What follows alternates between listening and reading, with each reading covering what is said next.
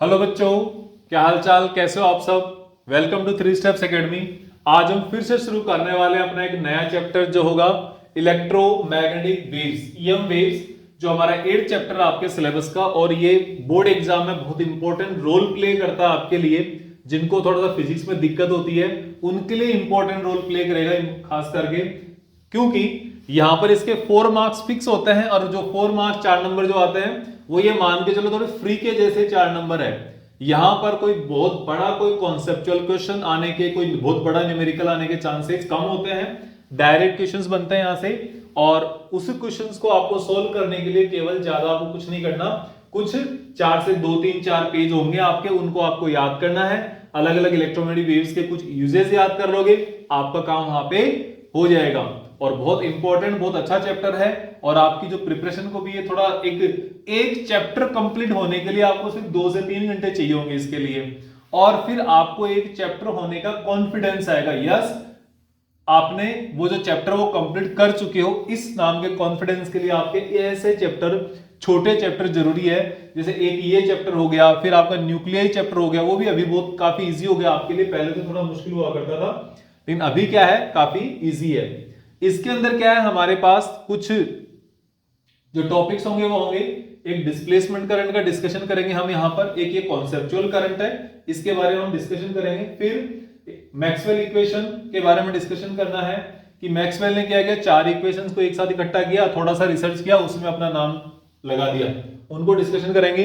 Electromagnetic waves, जो electromagnetic wave का structure है, प्रोपगेशन, उन सब के बारे में डिस्कशन करेंगे, उनकी जो इक्वेशंस होगी उसके बारे में देखेंगे। फिर properties of electromagnetic waves and electromagnetic spectrum. Electromagnetic spectrum का मतलब यह है कि आपके पास बहुत ही कम फ्रीक्वेंसी से लेकर हाईएस्ट फ्रीक्वेंसी तक की जो वेव्स है, उन सारी वेव्स को कैटेगरी वाइज हम उनका डिस्कशन करेंगे। उनका रेंज हो गई, उनका असेंडिंग ऑर्डर, डिसेंडिंग ऑर्डर, उनके यूजेस, ये सब हमें यहां पर डिस्कशन करने हैं। तो अब आप देखो, इसमें फर्स्ट जो टॉपिक है हमारा, फर्स्ट टॉपिक होगा डिस्प्लेसमेंट करंट। तो डिस्प्लेसमेंट करंट आप देखो यहां पर क्या कहता है आपको। इस डिस्प्लेसमेंट करंट को जब आप डिस्कशन करते हो, हम यहां पर इसकी जब बात करते हैं, तो आप ये मान के चलो this is not an actual current. ये एक्चुअल में कोई ऐसी करंट नहीं जिसको आपने एमीटर से मेजर किया है या सर्किट में किसी डिवाइस से आप मेजर कर सको, ऐसी करंट नहीं है ये एक कॉन्सेप्चुअल करंट है। करंट का कॉन्सेप्ट है केवल ये, और ये कॉन्सेप्ट भी क्यों, कुछ लॉज है वो अगर वहां कहीं पर अगर सेटिस्फाई नहीं कर रहे हो तो हम कई बार होता है ना एजम्पशन कर लेते हैं, तो ये वो एज्यूम्ड करंट है ये।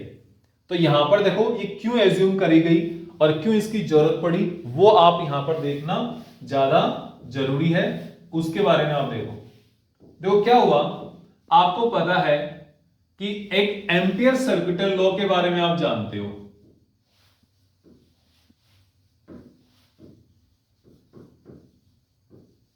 Ampere circuital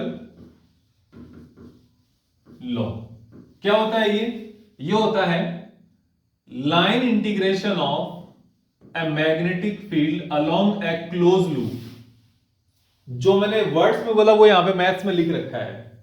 line integration of magnetic field for a close loop is equals to mu nought times of current flowing through the wire. यही है, अगर आपके पास कोई ये वायर है, इसके थ्रू अगर करंट फ्लो हो रही है, तो ये अपने अराउंड में क्या करेगा, एक मैग्नेटिक फील्ड बनाएगा, मैग्नेटिक फील्ड रीजन बनाएगा।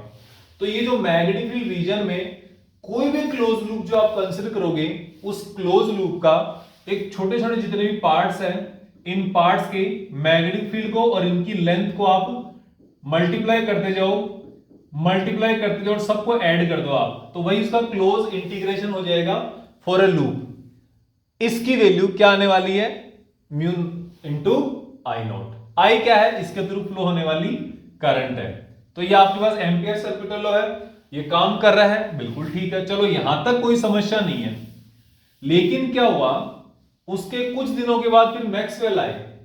मैक्सवेल ने ये नोटिस किया कि ये जो एम्पियर सर्किटल लॉ है, ये सब जगह पे काम नहीं करता।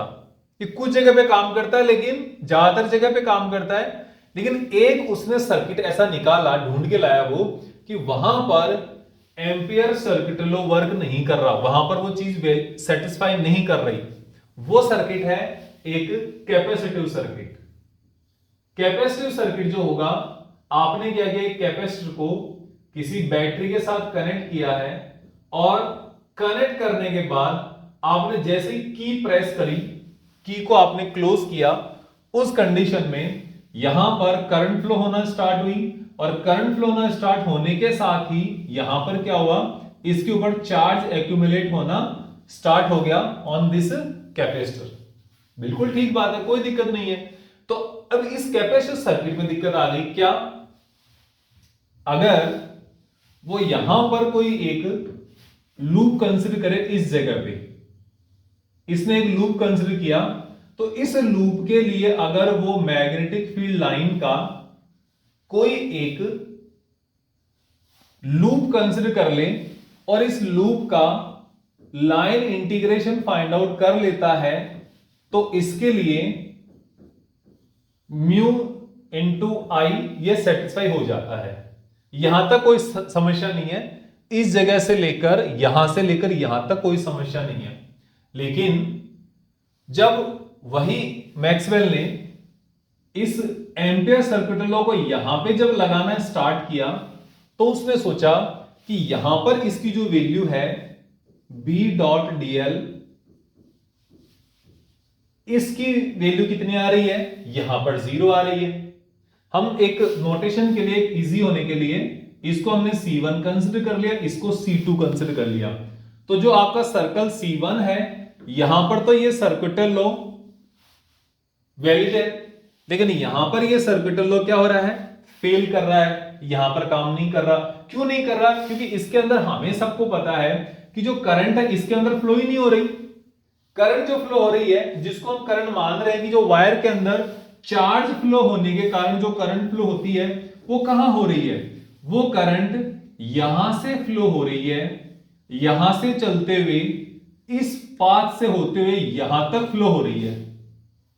इसमें करंट नहीं है, फिर यहां से लेकर इस जगह से लेकर यहां तक करंट फ्लो हो रही है, क्योंकि ये इस कंडीशन में क्या है, जो पॉजिटिव चार्ज है वो इस बैटरी से स्टार्ट होके इस प्लेट पर आके एक्यूमुलेट हो रहा है। चार्जिंग के टाइम की बात कर रहा हूं मैं, ओके। एंड नेगेटिव चार्ज वो इस प्लेट से स्टार्ट होके यहां पर आकर एक्यूमुलेट हो रहा है, तो करंट इसके अपोजिट डायरेक्शन में फ्लो होगी, सीधी सी बात है। तो इतनी दूर में तो करंट है, लेकिन यहां पर करंट नहीं है, इस जगह पर बीच में करंट नहीं है, तो वैल्यू ये आनी है। लेकिन मैक्सवेल ने एक बात यहां पर थोड़ी इंटरेस्टिंग करी। क्या करी इंटरेस्टिंग, उन्होंने ये बोला कि भाई आपने ये जो काम किया ना, ये तो सही है, लेकिन मुझे सिर्फ एक इतनी सी बात बता दो। किसको बता दो, मैक्सवेल को बता दो कि आपने सेंटर में ले लिया, तो आपने हमें जैसे भी करके हमें कन्विंस कर दिया, लेकिन एक बात ये बताओ, अगर आप इस वाली करंट को, इस वाले लूप को जो आपने अंदर लिया है, इस वाले लूप को एकदम इसके जस्ट नजदीक ले लिया होता, तो कितना नजदीक, इनफाइनाइटली स्मॉल डिस्टेंस पर, जस्ट जिसको अपन मानते हैं dx डिस्टेंस, एकदम छोटा सा डिस्टेंस है ना, कि यहां पे अगर है तो एकदम नजदीक, बिल्कुल एकदम उसके टच करके से जैसा, वहां पर होगा कि नहीं होगा, ये बताओ। तो हम मानते हैं ना कि अगर इसकी लेंथ L है, तो इतनी सी लेंथ इंक्रीज करने पर कोई खास फर्क नहीं पड़ता, बोलते हैं ना हम, वो वाली चीज है यहां पे। तो यहां पे इन्होंने बोला कि इसके एकदम जस्ट नजदीक है, एकदम टच करके, कोई एब्रप्टली तो डिक्रीज होगा नहीं सब कुछ, वहां पे क्या होना है। तो बोला हाँ, वो बात तो सही है भी, अगर इसने आपने एकदम जस्ट नजदीक कर दिया, तो यहां पर तो इसकी वैल्यू भी क्या आनी चाहिए, इसकी वैल्यू भी म्यू नॉट आई आनी चाहिए। तो बोला अगर यहां आनी चाहिए, तो इसके जस्ट पहले लोगे तो इस वाली जगह पे की, बोला हाँ यहां भी आनी चाहिए, क्योंकि इसके पहले वाले पार्ट में तो पहले से एग्जिस्ट कर रहा है। लेकिन बोला एकदम इनफाइनाइटली स्मॉल डिस्टेंस पर अगर कोई आपने लूप कंसीडर कर लिया मैग्नेटिक फील्ड का, तो वहां पे भी तो करंट आनी चाहिए, बोला हाँ आनी तो चाहिए, लेकिन बोला वो कहां से आया, वो कहां से आया। तो फिर मैक्सवेल ने ये बोला कि भाई देखो, आपसे ये समस्या का समाधान नहीं होगा, ये जो दिक्कत है इसका समाधान आप वाले एम्पियर सर्किट लॉ से तो नहीं हो रहा, इसका समाधान मैं देता हूं आपको। क्या? तो फिर एम्पियर सर्किट लॉ को मैक्सवेल ने थोड़ा मॉडिफाई किया, और इन्होंने मैक्सवेल ने मॉडिफाई करके क्या किया कि इसी एम्पियर सर्किट लॉ को उन्होंने चेंज करके उन्होंने दिया B dot dl is equals to mu nought I plus I D. अब ये इक्वेशन सही हुई है। अब ये इक्वेशन क्या हो गई? सही हो गई। और इसमें जब आप बात करोगे कि आईडी की जो वैल्यू है यहां पे, ID will be epsilon not D phi over D T. ये हुआ कैसे ये बता देता हूं। ये मान के चलो कि मैक्सवेल ने लोगों को समझाया, उन्होंने ये कहा कि भाई आप इतने दिन से फैराडे की बात मानते हुए आ रहे हो कि अगर कोई मैग्नेटिक फील्ड चेंज होगा उसके कारण मैग्नेटिक फ्लक्स चेंज होगा, तो एक करंट इंड्यूस्ड होगी, इसका मतलब वहां पर एक ईएमएफ इंड्यूस्ड होगा और इलेक्ट्रिक फील्ड इंड्यूस्ड होगा। पूरे का मैं आपको एक सारांश बता देता हूं कि वो ये कह रहे हैं कि वेरिएबल मैग्नेटिक फील्ड और मैग्नेटिक फ्लक्स के कारण जब इलेक्ट्रिक फील्ड इंड्यूस्ड हो सकता है, जो कि फैराडे ने बताया था, तो आप इसको जस्ट ऑपोजिट सोच के देखो। अगर कोई वेरिंग या वेरिएबल इलेक्ट्रिक फील्ड होगा, सिंस इलेक्ट्रिक फ्लक्स होगा, तो उसके कारण भी तो मैग्नेटिक फील्ड जनरेट हो सकता है। और जब मैग्नेटिक फील्ड जनरेट होगा तो मैग्नेटिक फील्ड किसके कारण जनरेट होगा? बोला करंट के कारण जनरेट होगा। तो बोला वो यहां पर भी तो करंट जनरेट हो सकती है। तो उसने बोला कि यहां पर उन्होंने ऑब्जर्व किया, उन्होंने ऑब्जर्व किया कि भी यहां पर इसके अंदर मैग्नेटिक फील्ड तो होगा, ये वाला मैग्नेटिक फील्ड होगा, लेकिन उसमें जो करंट है ना वो नहीं दिखाई दे रही। यहां पे जो करंट हम यहां पर मेजर करें वो यहां दिखाई नहीं दे रही।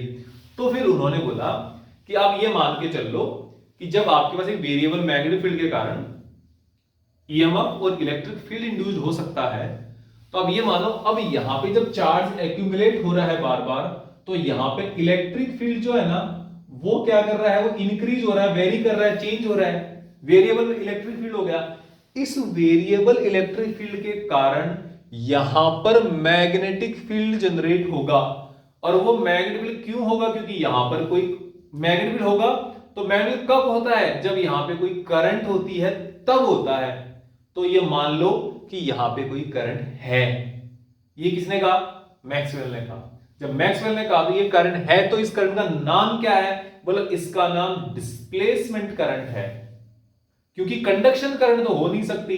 कंडक्शन करने के लिए तो इलेक्ट्रॉन कंडक्ट करने जरूरी है, इलेक्ट्रॉन फ्लो होने जरूरी है, चार्ज कैरियर फ्लो होने जरूरी है। तो यहां पे तो चार्ज कैरियर फ्लो हो रहे हैं, उनके कारण कंडक्शन करंट है इस वायर के अंदर, जिसको आप अगर चाहो तो IC का नाम दे सकते हो। और इस वायर के यहां पर इसके बीच में इस जगह पे यहां पे ID डिस्प्लेसमेंट करंट एग्जिस्ट कर रही है। वो मानी गई करंट है, कॉन्सेप्चुअल करंट है कि नहीं है, एमीटर से मेजर नहीं किया जा सका इसको। ठीक है, तो ये माना कि यहां पर कौन है? वेरिएबल इलेक्ट्रिक फील्ड वेरी कर रहा है, और इलेक्ट्रिक फील्ड वेरी कर रहा है तो इलेक्ट्रिक फ्लक्स वेरी कर रहा है। तो ये फाई ई वेरी कर रहा है ना, तो यहां पर D phi E over D T into epsilon nought is equals to displacement current.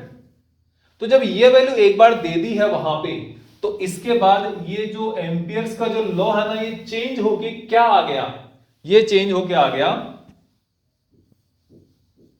B dot dl is equals to, ये वाली वैल्यू सही है, आईडी की वैल्यू रख दो यहां पे, mu not IC plus epsilon not D phi E over dt।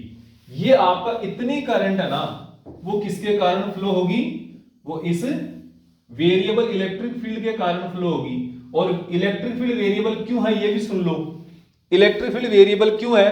क्योंकि यहां पर जब करंट फ्लो हो रही है ना, जितनी देर तक करंट फ्लो हो रही है उतनी देर तक यहां पर चार्ज एक्यूमुलेट हो रहा है, इंक्रीज हो रहा है, और उतनी देर तक यहां पर कंडक्शन करंट है, इलेक्ट्रिक फील्ड वेरी कर रहा है। तो वेरी करने के कारण इसके अंदर क्या है, डिस्प्लेसमेंट करंट है। और फिर उन्होंने बताया ये जो डिस्प्लेसमेंट करंट है ये करंट की कंटिन्यूटी को भी डिफाइन करती है। करंट भी तो कंटिन्यूअस होती है ना, कि ऐसा किसी भी इसकी सर्किट के अलावा किसी भी सर्किट में ऐसा नहीं होता कि करंट यहां पे फ्लो कर रही है, बीच में नहीं हो रही, फिर फ्लो कर रही है, लेकिन यहां हो रहा है। यहां पे क्या हो रहा है, यहां से लेके यहां तक करंट फ्लो हो रही है, इसमें नहीं हो रही, फिर आगे फ्लो हो रही है। तो इसने इस करंट की कंटिन्यूटी को भी बरकरार कर दिया, कंटिन्यूटी को भी सही कर दिया। कैसे, तो भाई यहां से यहां तक तो कंडक्शन करंट फ्लो हो रही है, इसमें फिर डिस्प्लेसमेंट करंट फ्लो हो रही है, और इसके बाद फिर वापस कंडक्शन करंट फ्लो हो रही है। तो current is a continuous in this case also. ऐसा किसने कहा, ऐसा कहा मैक्सवेल ने। इस पूरी इक्वेशन को बोला जाता है एम्पियर्स मैक्सवेल्स लॉ, ठीक है ना, इसको बोला जाता है amperes Maxwell's law.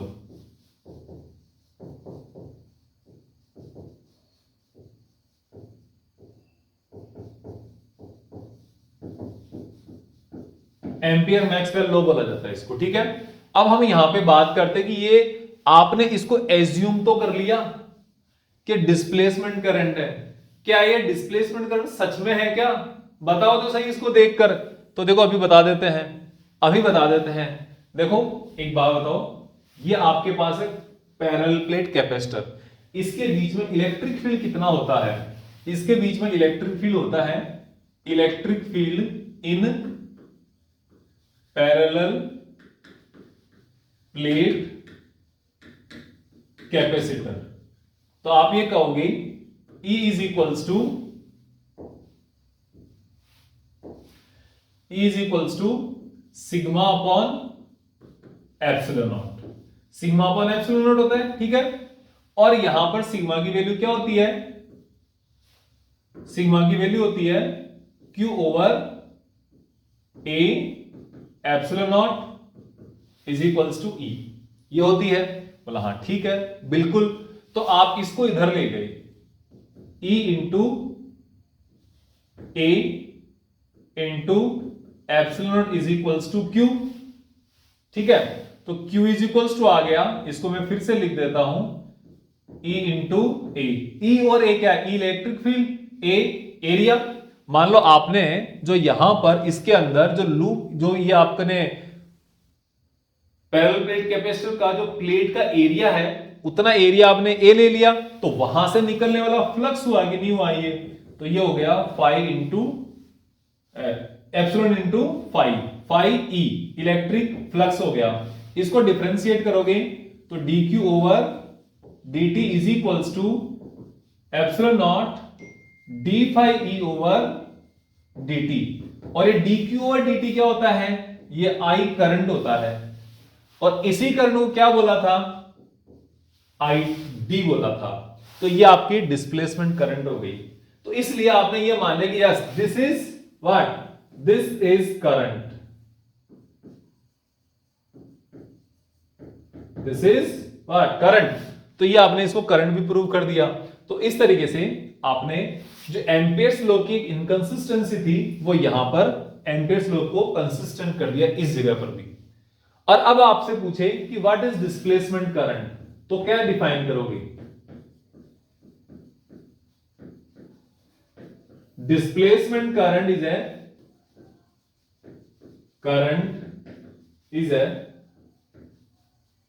Current between plates of parallel या प्लेट्स ऑफ कैपेसिटर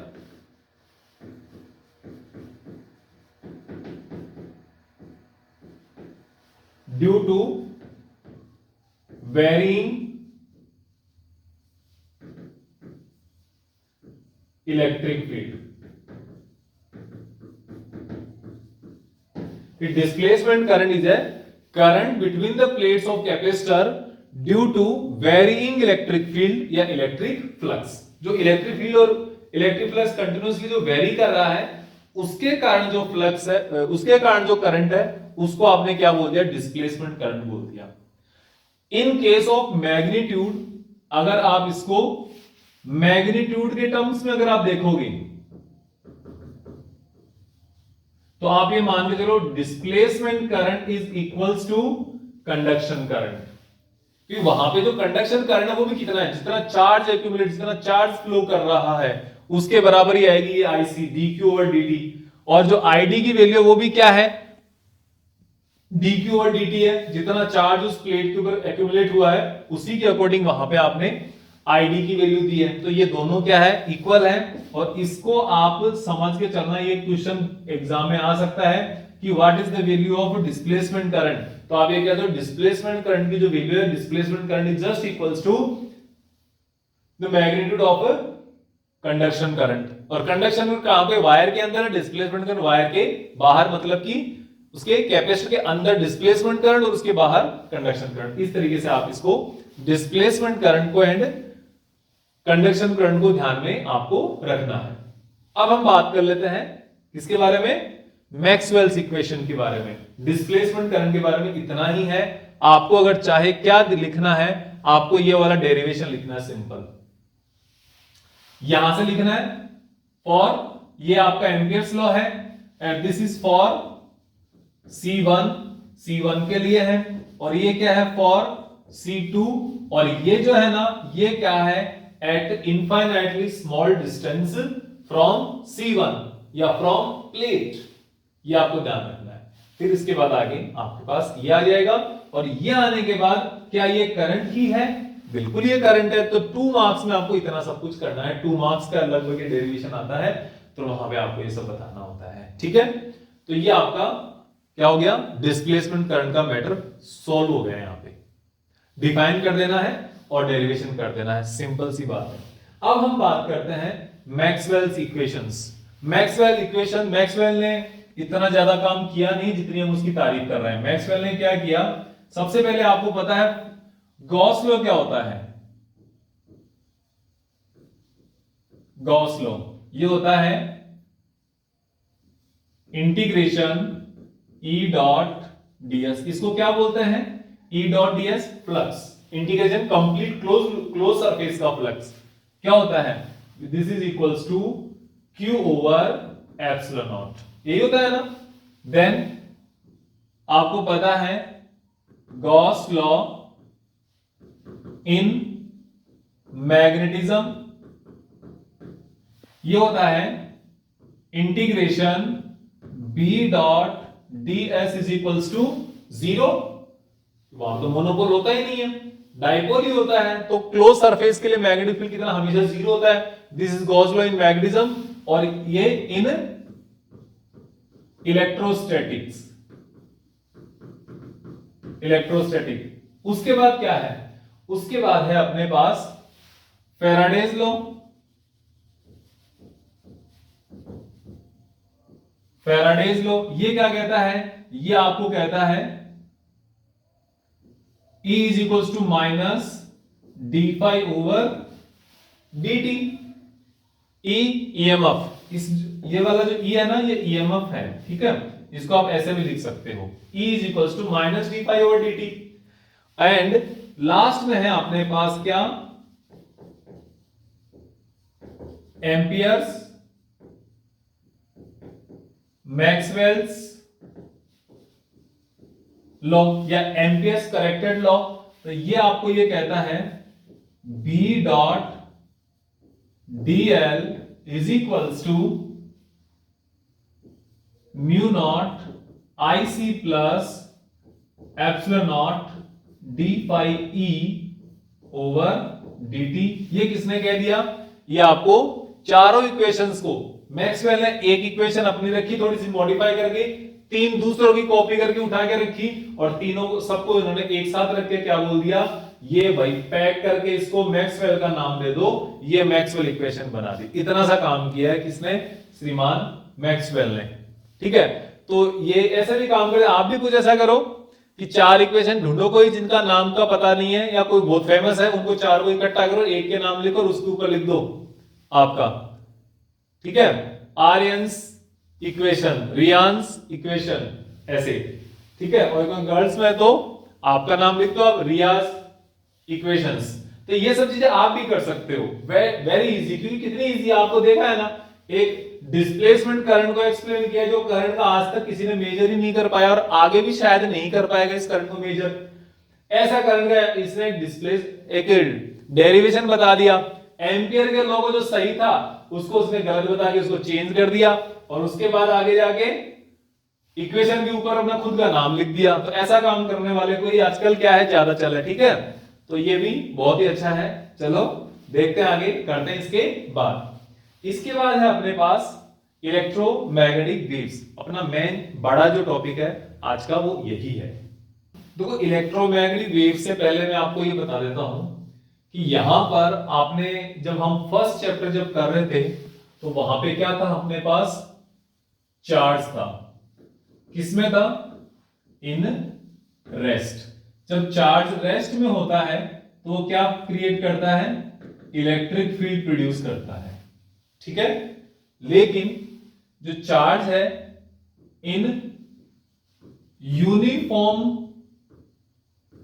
मोशन में जब होता है, यूनिफॉर्म मोशन मतलब वेलोसिटी कांस्टेंट या कांस्टेंट वेलोसिटी से जब वो मोशन कर रहा है तो वो क्या प्रोड्यूस करता है, इलेक्ट्रिक फील्ड। उसकी जो एक खुद की अपनी प्रॉपर्टी है, तो इलेक्ट्रिक फील्ड तो प्रोड्यूस करेगा ही, साथ में वो क्या प्रोड्यूस करता है, मैग्नेटिक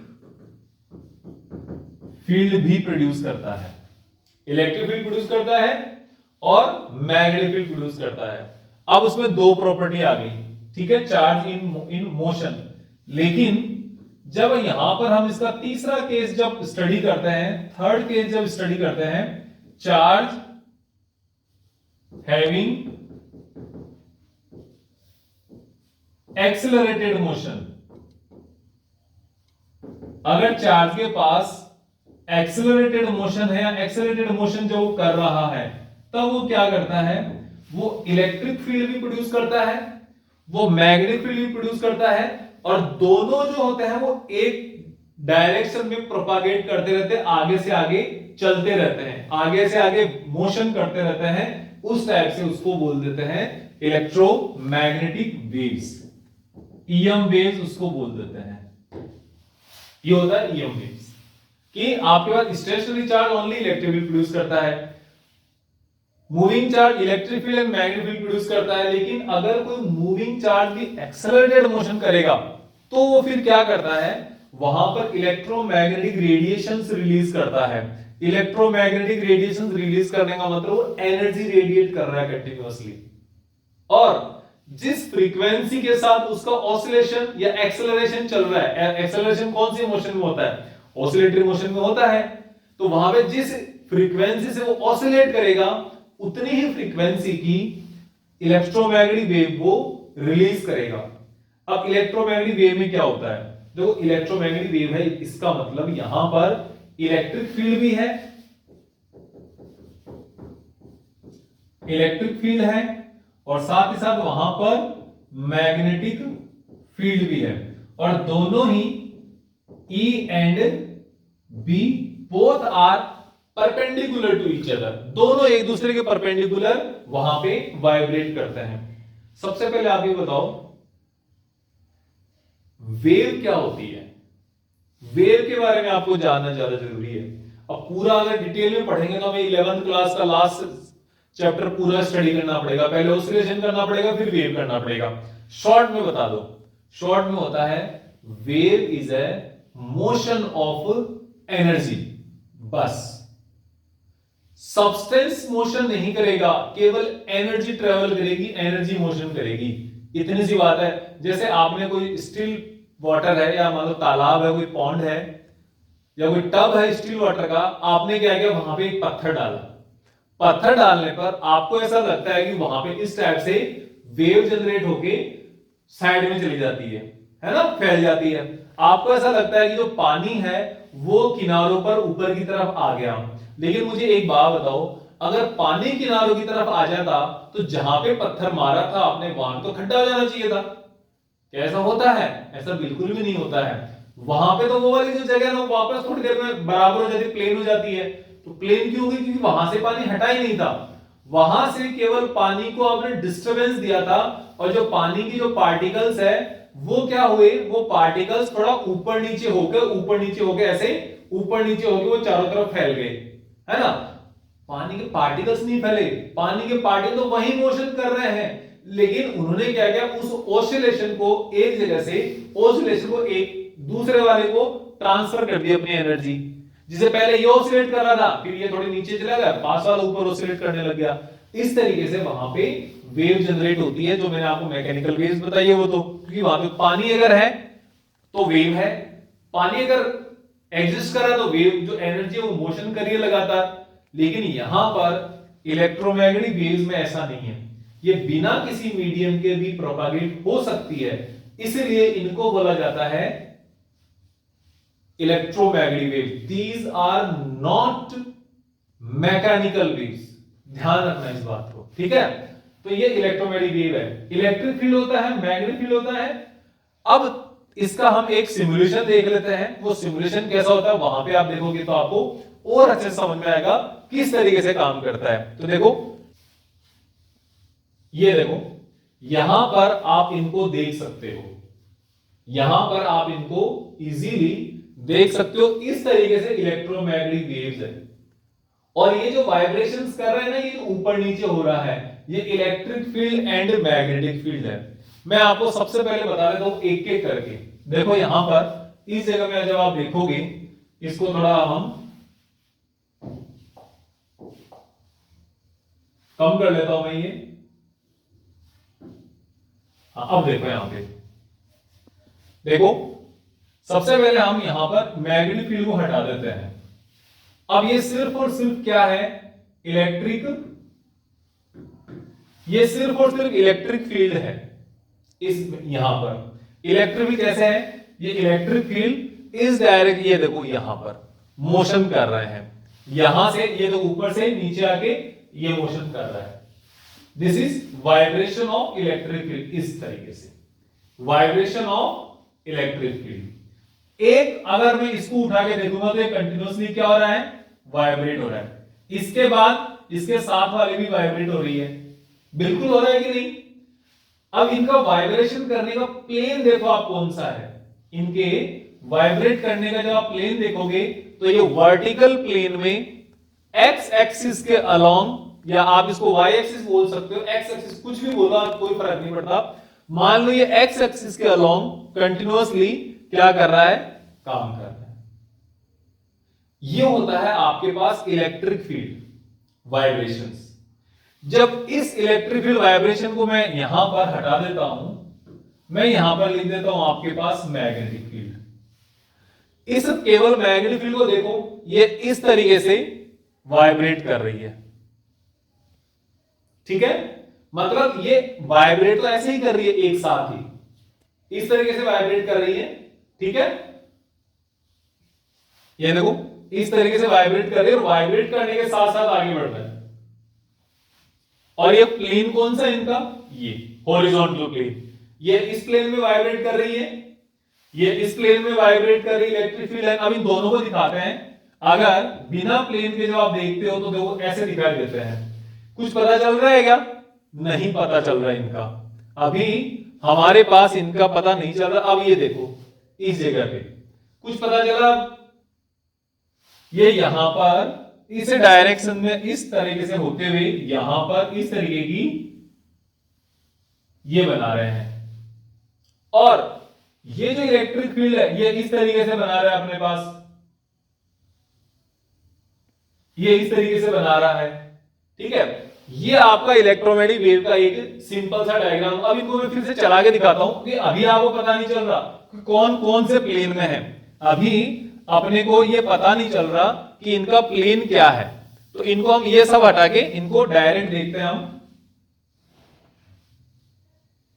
यस, ये आपका यहां पर मैग्नेटिक फील्ड का प्लेन है, मैग्नेटिक फील्ड के वाइब्रेशंस इस डायरेक्शन में चल रहे हैं अभी भी, ठीक है, इस डायरेक्शन में वाइब्रेट कर रहे हैं मैग्नेटिक फील्ड। और इलेक्ट्रिक फील्ड जब आप देखोगे वो इस वाले प्लेन में वाइब्रेट कर रहे हैं, यहां पे ये इस डायरेक्शन में, इलेक्ट्रिक फील्ड ऐसे, मैग्नेटिक फील्ड ऐसे और इलेक्ट्रिक फील्ड ऐसे। और फिर जब ऐसे करते हुए ये इसके साथ साथ ही जब इसको हम प्ले कर देते हैं, अब ये देखो वाइब्रेशन करने के साथ साथ ही आगे फ्लो कर रहे हैं, मोशन कर रहे हैं, ठीक है। अब इस मोशन को आप इजी वे में डिफाइन कर सकते हो।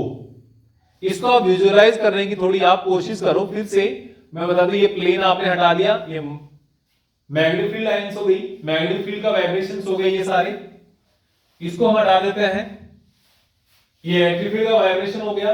जब दोनों एक साथ हैं तो ये वाइब्रेट तो कर ही रहे हैं, एक ऐसे एक ऐसे, फिर एक ऐसे फिर एक ऐसे, और फिर ऐसे करते करते ये आगे चलते जा रहा है। और ये आपके पास क्या होगी, इसकी direction of propagation, EM wave velocity direction, तीनों एक दूसरे के परपेंडिकुलर है। यहां से अगर आप देखोगे तीनों एक दूसरे के परपेंडिकुलर है।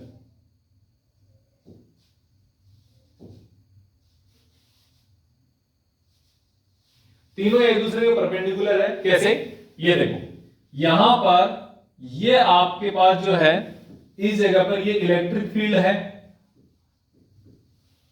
और ये जो है यहां पे ये मैग्नेटिक फील्ड है। तो अपने इलेक्ट्रिक फील्ड से मैग्नेटिक फील्ड की तरफ आप रोटेट करोगे अपने फिंगर्स को, तो ये आपको डायरेक्शन ऑफ प्रोपगेशन मिल जाएगी थंब से। तो this is direction of propagation, मतलब स्पीड की जो डायरेक्शन है वो क्या मिलेगी, वो डायरेक्शन के लिए मिलेगी E क्रॉस B की डायरेक्शन मिल गई आपको, E क्रॉस B की डायरेक्शन मिल गई। अगर आप यहां पर मैग्नेटिक फील्ड से C की तरफ डायरेक्शन करोगे तो B cross C equals to क्या हो जाएगा, E हो जाएगा, E equals to B cross C हो जाएगा, ठीक है। और फिर इसके बाद आपको क्या चाहिए, अगर मैग्नेटिक फील्ड की डायरेक्शन चाहिए तो आप यहां से C से E की तरफ घुमाओगे तो आपको मैग्नेटिक फील्ड की डायरेक्शन मिल जाएगी, C cross E is equals to आपके पास फिर मैग्नेटिक फील्ड की डायरेक्शन हो जाएगी, ECB, EBC एंड BCE। इस तरीके से ये ज्यादा इंपॉर्टेंट है, ये आपको ध्यान में रखनी है, इसके अलावा आपको ज्यादा कुछ नहीं पूछते, ठीक है। तो ये आपके पास यहां पर इलेक्ट्रोमैग्नेटिक वेव का विजुअलाइजेशन आप इसको इजी वे में कर सकते हो इस तरीके से, ठीक है। अब हम क्या करेंगे, हम जो भी लिखेंगे, हम इस पार्टिकल को जो देखेंगे यहां पर ये एग्जैक्ट, चलो अब देख लो यहीं पर, जब हम यहां पर देखेंगे तो हम जो इक्वेशन लिखेंगे ना, आपको भी सर ने इक्वेशन लिखवाई होगी स्कूल में, वो इक्वेशन कुछ इस तरीके की रही होगी। देखो मैं आपको एक बार इसको नोट करके बताता हूं तो आपको पता चलेगा किस तरीके से लिखा होगा। आपने लिखा होगा वहां पे E इज इक्वल्स टू, जैसे ये क्या E, इसको हम y डायरेक्शन में कंसीडर कर लेते हैं, E y is equals to E naught sine omega t minus k x. हम अगर ऐसा लिख लेते हैं, इसका मतलब क्या है, इसका मतलब ये है, देखो ये वेव मतलब पूरी वेव की इक्वेशन है, ये वेव की इक्वेशन है, लेकिन ये जो डिस्प्ले E जो है ना, this is only for electric field direction. ये केवल इलेक्ट्रिक फील्ड का जो वाइब्रेशन है उसको, जैसे मैं मान लो इस वाले पॉइंट को कंसीडर कर लेता हूं, तो ये वाला पॉइंट क्या है, टाइम के साथ साथ, तो पहले सबसे पहले t इक्वल्स टू 0 अगर हम लिखेंगे ना यहाँ पे, t इज इक्वल्स टू 0 का मतलब वहां पे x इक्वल्स टू आल्सो 0 आएगा, क्योंकि हम यहाँ पे रवाने स्टार्ट ही नहीं हुए। जैसे ही t आगे बढ़ेगा उसके साथ x भी बढ़ेगा, तो t और x की पर्टिकुलर वैल्यू के लिए मान लो हम यहाँ इस वैल्यू की बात कर रहे हैं, तो इसके लिए आपके पास इलेक्ट्रिक फील्ड की वैल्यू ये आएगी, और इसको क्या बोलोगे आप, E नॉट, क्योंकि ये मैक्सिमम इलेक्ट्रिक फील्ड आपको यहां पर यही नजर आ रहा है, ये E नॉट हो गया, ठीक है।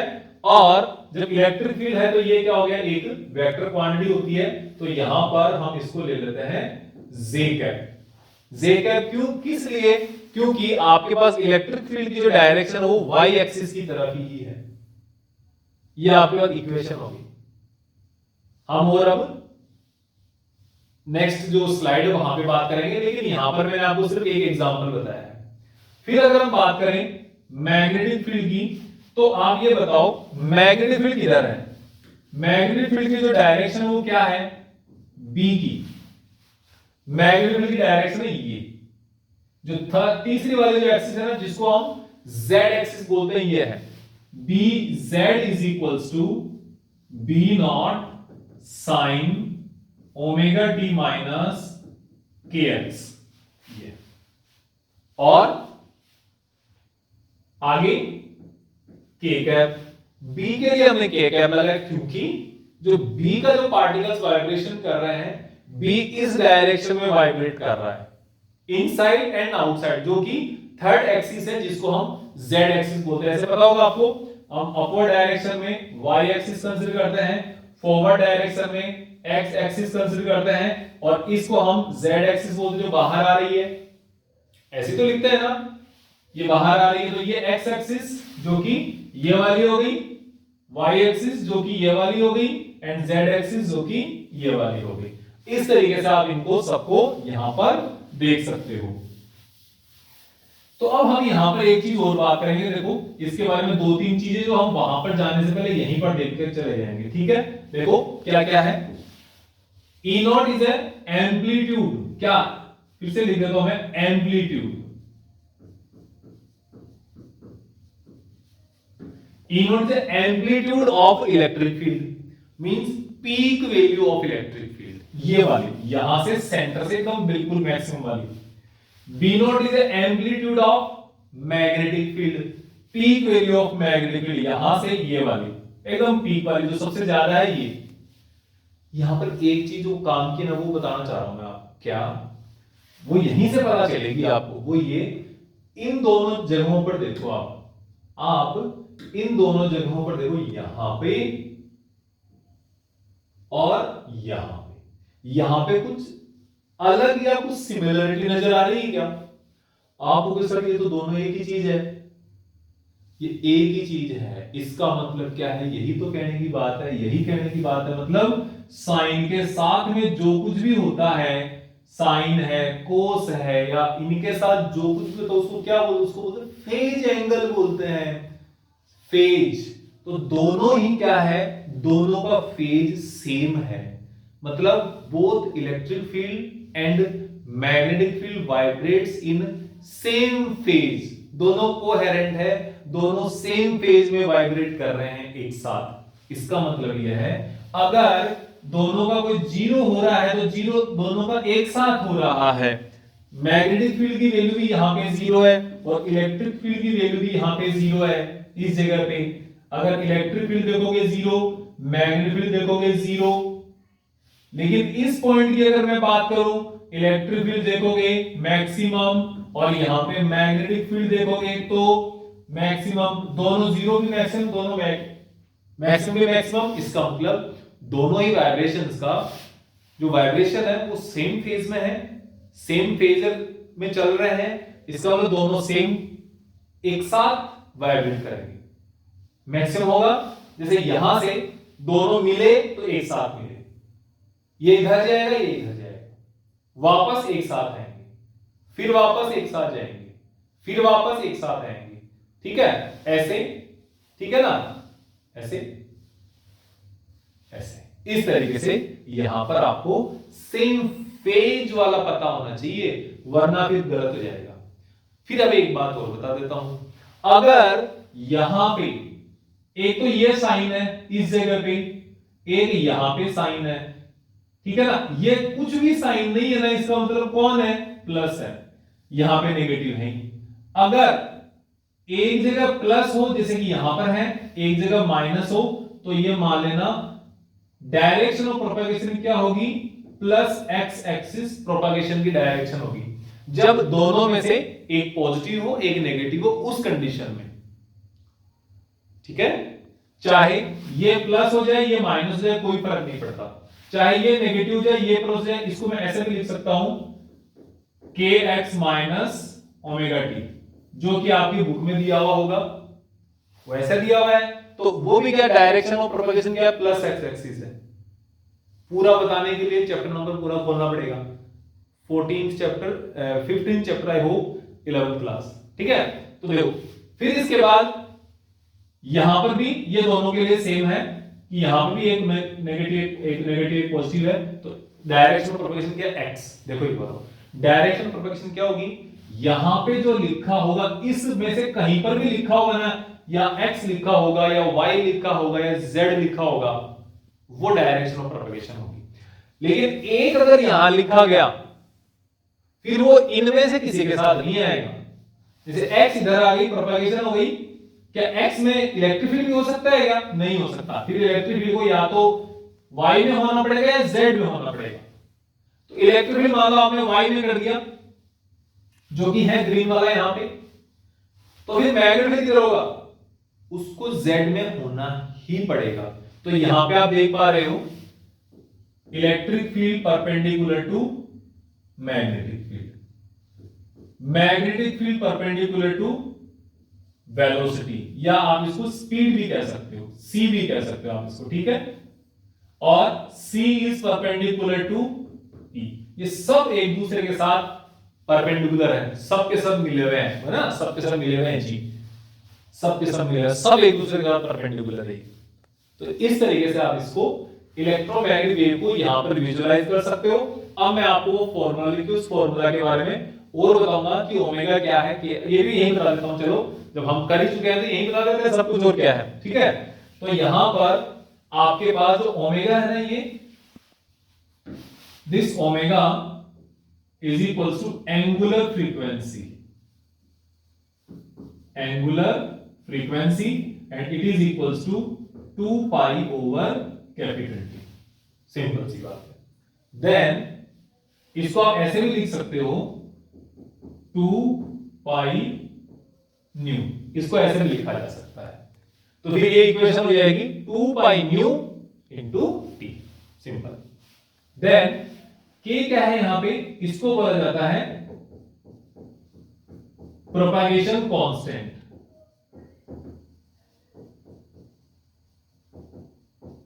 Propagation constant. और ये क्या है, इसको एंगुलर वेव नंबर भी बोलते हैं, एंगुलर वेव नंबर। और इसकी वैल्यू होती है 2 pi upon lambda, 1 upon lambda को वेव नंबर बोला जाता है।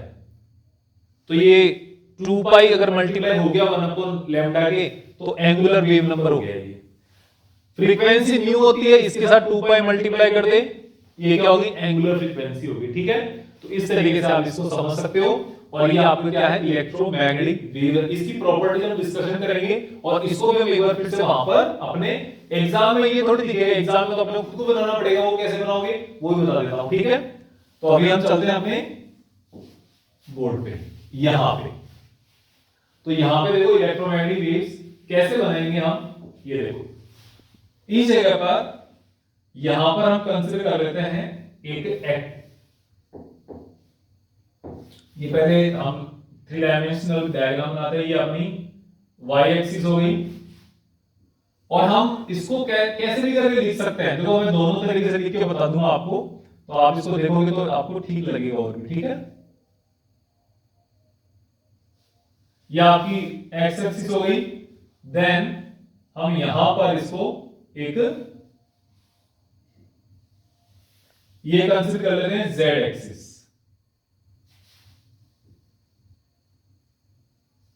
ये हमारे पास z एक्सिस है, ठीक है।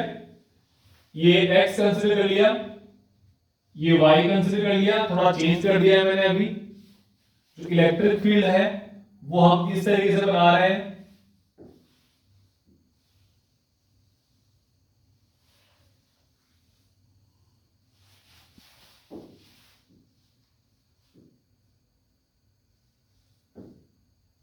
इसको थोड़ा आगे बढ़ा बनाते हैं, ठीक है। ये अपने पास ये हो गया। फिर हम ये जो इलेक्ट्रिक फील्ड है वो ये ऐसे हो गया, this is our electric field.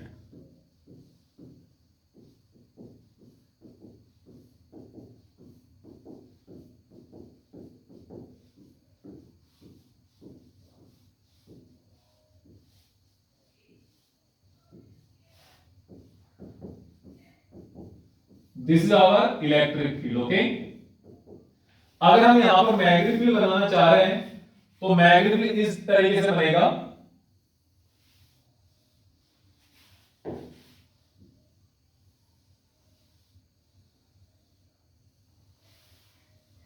समझ में आया होगा? मैग्नेटिक फील्ड इस जेड वाले इस वाले प्लेन में है, इस वाले प्लेन में, ठीक है। तो ये बनेगा ऐसे।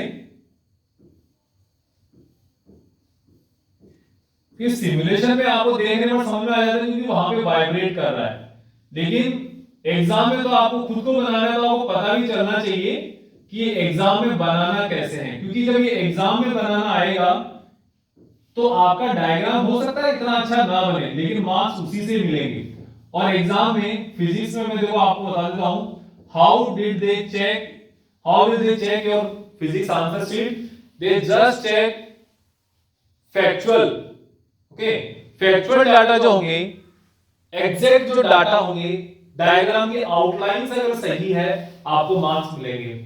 वहां पे ये नहीं देखा जाएगा आपने कितना सुंदर क्लीन नीट बनाया है, ये इतना कम देखा जाता है। ये तभी देखा जाता है जब आप पूरा कंप्लीट 70 के पास पहुंच रहे हो उस कंडीशन में, ठीक है। तो this is our electric field. Okay, this will be magnetic field and this will be direction of propagation which is z, which is in our case this is y। ये यहां पे y है, तो हम इसको चेंज भी कर सकते हैं। मान लो अगर मैंने इसको y नहीं रखा, मैं यहां पर इसको y कर लेता हूं, तो ये क्या हो जाएगा? ये z हो जाएगा। हम कुछ भी कर सकते हैं, कोई फर्क नहीं पड़ता। हम यहां पर कुछ भी कर सकते हैं, हमें इसका ज्यादा फर्क नहीं पड़ता, ठीक है। क्योंकि जैसा हम करेंगे हम वैसा ही यहां पर लिखेंगे, इस बात को आप ध्यान में रखो। हम इसको y कंसीडर कर लिया, उसको z कंसीडर कर लिया, क्योंकि मैंने जो नोट्स बना रखे हैं आपके लिए वो उसमें ऐसा ही दिया हुआ है, इसलिए मैं आपको कंफ्यूज नहीं करना चाह रहा। तो यहां पे देखो इलेक्ट्रिक फील्ड कौन सी डायरेक्शन में? अभी x डायरेक्शन में है, तो Ex is equals to E naught sine omega t minus k z, omega t minus k z. और यहां पर आप देख सकते हो बी वाई, बी को हमने वाई डायरेक्शन कंसीडर कर रखा है इसको, तो आप इसको लिख सकते हो B naught sine omega t minus k z. अगर हम इसको वेक्टर लगाते हैं तो आपके पास ये आ जाता है, ये आई कैप आ जाएगा और ये क्या आ जाएगा? जे कैप आ जाएगा। और डायरेक्शन ऑफ प्रोपगेशन क्या है? डायरेक्शन ऑफ प्रोपगेशन वो है प्लस जेड डायरेक्शन है, इस फॉर्मूले के अकॉर्डिंग। कैसे? जब दोनों में से, दोनों साइन में से एक पॉजिटिव मिलेगा तो डायरेक्शन ऑफ प्रोपगेशन, मतलब दोनों में से ये एक ऑपोजिट मिलेंगे, एक नेगेटिव एक पॉजिटिव, तो प्लस जेड डायरेक्शन रहेगी। दोनों नेगेटिव मिलेंगे या दोनों पॉजिटिव मिलेंगे तो डायरेक्शन माइनस जेड रहेगी। यहां पे जो भी आए उसमें से माइनस बता दूंगा, ठीक है। ये है। अब आपको यहां पर ये देखना है कि इस जगह पे ओमेगा क्या है? Omega is 2 pi over T, और इसको आप लिख सकते हो 2 पाई इंटू न्यू, जिसको बोलते हैं एंगुलर फ्रीक्वेंसी। एक होता है यहां पर k, k is equals to क्या है? 2 pi over lambda which is known as a angular wave number, या इसको प्रोपगेशन कांस्टेंट भी बोला जाता है और इसको एंगुलर वेव नंबर भी बोला जाता है, ठीक है ना। ये आप इंग्लिश इतनी अच्छी नहीं है यहां पे लिखी हुई, तो आप इसको समझ लेना, सुन के भी कुछ काम करोगे आप, ठीक है। रिकॉल करने की प्रैक्टिस डालो तो आपका ये काम हो जाएगा। तो this is how you can say your magnetic field works and electric field works in case of electromagnetic waves. और यहां पे मैं आपको बता चुका हूं कि इस जगह पे देखोगे, इस जगह पे देखोगे तो आपको पता चलेगा दोनों का एंगल सेम है। दोनों, इसको एंगल नहीं बोलते, ये तो मैं आपको बच्चों को बताने के लिए बोल रहा हूं, इसको बोलते हैं फेज सेम है। दे वाइब्रेट इन सेम फेज, दोनों सेम फेज में है। अगर इस पॉइंट को लोगे तो इलेक्ट्रिक फील्ड मैक्सिमम जहां पे है, वहीं पर यहां पे मैग्नेटिक फील्ड मैक्सिमम है।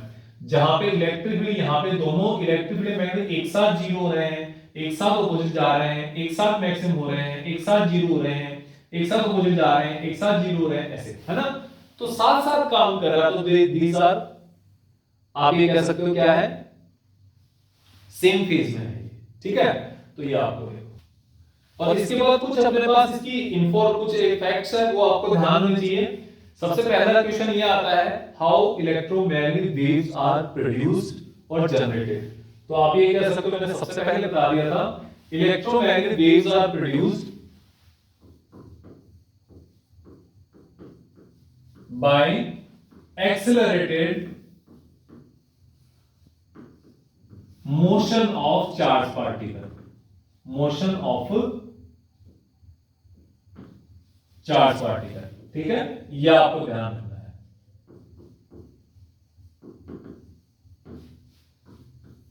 फिर आपको यह ध्यान रखना है कि E naught upon B naught is equals to C। E naught amplitude of electric field, B naught amplitude of magnetic field, दोनों का रेशियो क्या आता है, स्पीड ऑफ लाइट के बराबर आता है। और स्पीड ऑफ लाइट क्या है, this is speed of light in vacuum, ये इंपॉर्टेंट है, वैक्यूम के बराबर है, which is equals to 3 into 10⁸ metre per second. और एक बात बता देते हैं फिर आपको, क्या कि C is equals to 1 upon epsilon naught mu naught epsilon naught, 1 upon under root mu naught epsilon naught, जहां पे एप्सिलॉन नॉट म्यू नॉट की वैल्यू आपको पता है, अगर आप रखोगे तो यही वैल्यू आएगी, ठीक है। आप चाहो तो रख के देख लेना कभी, मैं आपको बता देता हूं, 4 पाई इंटू 10⁻⁷ इंटू 12.85 इंटू 10⁻12 का अंडर रूट, इसको आप सोल्व करोगे ना तो नियर बाई ये वैल्यू आएगी आपकी, ठीक है, 2.9999 आगे करके 10⁸, तो आप इसको सोल्व करोगे तो आ जाएगी, ठीक है। तो this is also very good, ये आपके पास। और ये क्या है, इन वैक्यूम, इन वैक्यूम, ये आपको ध्यान रखना है। लेकिन अगर ये मीडियम में ट्रेवल करे तो क्या होगा जी, अगर ये मीडियम में ट्रेवल करेगा तो होगा 1 अपॉन उस मीडियम की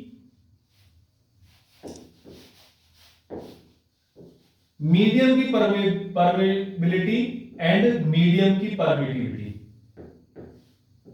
ये। और इसको क्या लिखते हो, इसको आप लिखते हो 1 upon mu naught into mu r, लिखते हो कि नहीं, इसको आप लिखते हो 1 upon epsilon naught into epsilon naught r, ये आप लिख दिया। तो आपको पता है 1 अपॉन म्यू नॉट और एप्सिलॉन नॉट की वैल्यू तो C है, तो आप इसको ऐसे भी लिख सकते हो, C upon 1 upon mu are epsilon naught R, relative permittivity, इन दोनों का मल्टीप्लिकेशन हो जाता है, एन इसको बोलते हैं रिफ्रैक्टिव इंडेक्स,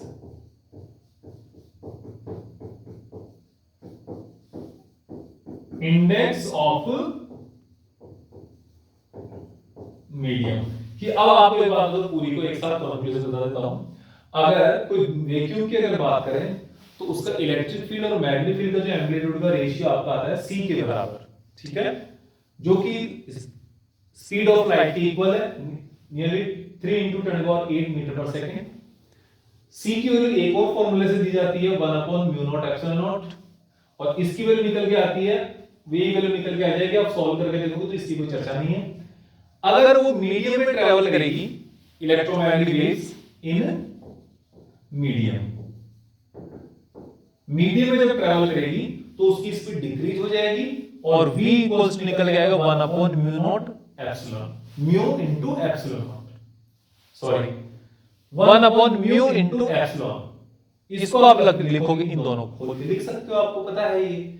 तो फिर आप जब आगे सॉल्व करोगे तो C upon mu are epsilon r, ये निकल के आता है आपका उसकी रिफ्रैक्टिव इंडेक्स के बराबर। अल्टीमेटली बात इतनी सी है, अगर इलेक्ट्रोमैग्नेटिक वेव किसी के साथ अगर किसी सरफेस पर हिट करती है तो वहां पर मोमेंटम भी कंजर्व रहता है और एनर्जी भी वैसे ओवरऑल टोटल एनर्जी कंजर्व रहती है। इंडिविजुअल इलेक्ट्रोमैग्नेटिक वेव का या इलेक्ट्रॉन का वहां पर इंडिविजुअली कंजर्व रहे ना रहे कोई फर्क नहीं पड़ता, लेकिन ओवरऑल कंजर्व रहता है। अलग इलेक्ट्रोमैग्नेटिक वेव टकराएगी कहीं पे, वो अपनी एनर्जी सामने वाले इलेक्ट्रॉन को दे सकती है, एटम को दे सकती है, और मोमेंटम भी सामने वाले को ट्रांसफर कर सकता है। ठीक है, तो ये आपको ध्यान रखना है। और जब भी कोई इलेक्ट्रोमैग्नेटिक वेव किसी मीट कहीं पर ट्रेवल कर रही है, तो उसकी जो टोटल एनर्जी है ना, वो एनर्जी इलेक्ट्रिक फील्ड की फॉर्म में प्लस मैग्नेटिक फील्ड की फॉर्म में, दोनों में रहती है। आधी इसकी फॉर्म में रहती है और हाफ इसकी फॉर्म में। एनर्जी दोनों की फॉर्म में बराबर रहती है। ठीक है, कैसे है इसका अभी देखो, आगे देखते हैं कुछ फैक्ट्स, उसके साथ में आपको सब कुछ बता देता हूं। आपको पूछेगा, देखो एक बात हो, इस इक्वेशन से रिलेटेड न्यूमेरिकल प्रैक्टिस करके जाना, एक या दो कम से कम। आपके एनसीईआरटी में बहुत बढ़िया न्यूमेरिकल दिया हुआ है, प्रैक्टिस करके जाना क्वेश्चन इसके ऊपर। वो आपके लिए क्या है, HW है, ये मिलेगा ही मिलेगा, ये मिलता है ये। ठीक है, ये जरा इसके अलावा ज्यादा कुछ नहीं आता, फिर भी अगर आता है तो ये मान लो कि किस्मत खराब है। ठीक है, आपकी नहीं, अपनी सभी ऐसे। ठीक है, लेकिन ये आएगा एक, इसके ऊपर जो न्यूमेरिकल है ना वो करके चले जाओ, बहुत है। फिर है अपने पास यहां पर प्रॉपर्टीज ऑफ ईएम वेव्स, बहुत सारी मैंने बता दी है आपको, कुछ है जो बाकी बता देता हूं। फर्स्ट है, electromagnetic waves are produced by accelerated charges and do not require any material medium for their propagation। ये मैंने आपको दोनों बता दिया है कि electromagnetic waves are produced by accelerated charge particle and these are not mechanical। Mechanical होती है उसको मीडियम चाहिए, they do not require any medium for propagation। Travel करने के लिए मीडियम नहीं चाहिए। मैं बोल रहा हूं, मेरी आवाज को आप तक पहुंचने के लिए तो बहुत कुछ करना पड़ता है। यहां से मेरा माइक में अंदर जाती है, माइक से उसको इलेक्ट्रिसिटी के टर्म्स में, डाटा के टर्म्स में कन्वर्ट करता हूं, फिर वो इंटरनेट से होते हुए आपके पास तक जाती है, आपके पास हेडफोन लगा हो, उस हेडफोन से या स्पीकर से आपके कानों में जाती है। लेकिन आप अगर अपने दोस्त से बात कर रहे हो, तो वो बात करने के टाइम भी तो दिन भर बैठे तो 2-4 घंटे 5 घंटे बात कर लो, वो आवाज कैसे प्रोपेगेट हो रही है? वो एयर के माध्यम से, एयर के मीडियम से प्रोपेगेट हो रही है। मीडियम कौन है? एयर है, वो मैकेनिकल वेव है। पानी की जो सरफेस वेव बनती है वो मैकेनिकल वेव है। लकड़ी को रस्सी को झटका देते हो, मैकेनिकल वेव की, रस्सी नहीं होगी तो ट्रेवल नहीं करेगी। लेकिन electromagnetic waves do not require any kind of medium, medium नहीं चाहिए, तो इसलिए वो ध्यान रखना है। Second, electromagnetic waves are transverse in nature, ये इंपॉर्टेंट है ना, ये ध्यान रखना। These are transverse in nature, और which phenomena, सुनना, which phenomena show that these waves are transverse in nature। तो ये याद रखना है, polarization of EM waves और polarization of light show that EM waves are transverse in nature। ठीक है, क्या? पोलराइजेशन, पोलराइजेशन जो फिनोमिना है ना, वो बताता है कि ट्रांसवर्स नेचर है। क्यों है?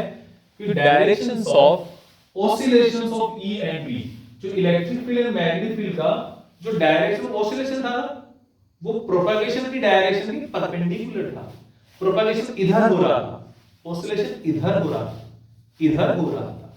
ठीक है, तो दोनों ही डायरेक्शन इसके परपेंडिकुलर है। ठीक है, इसलिए perpendicular to direction of propagation। ठीक है, oscillation of electric field and magnetic field are in same phase। ये बात बताई ना मैंने आपको, बिल्कुल बताई है। दोनों का जो एंगल था, जिसको आप omega t minus k x लिख रहे थे, omega t minus k x, दोनों में सेम था ये, है ना, इसलिए। ठीक है, ये आपको ध्यान रखना है। फिर है हमारे पास इस जगह पर जो हम यहां पर यूज कर रहे थे,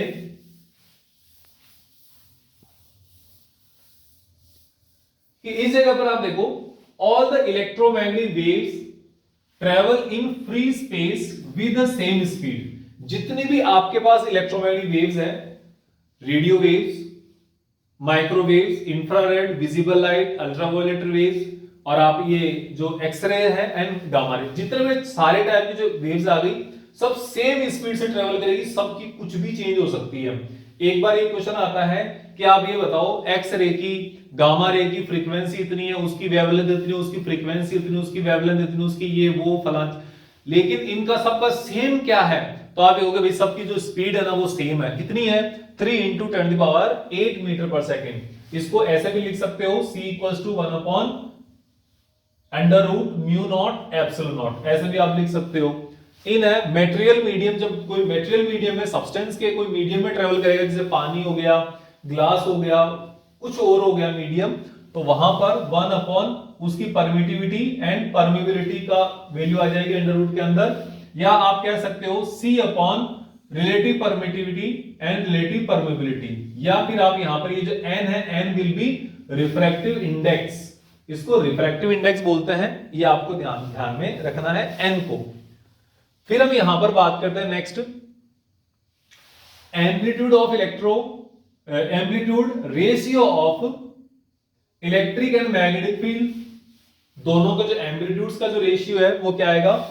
E0/V0 will be c।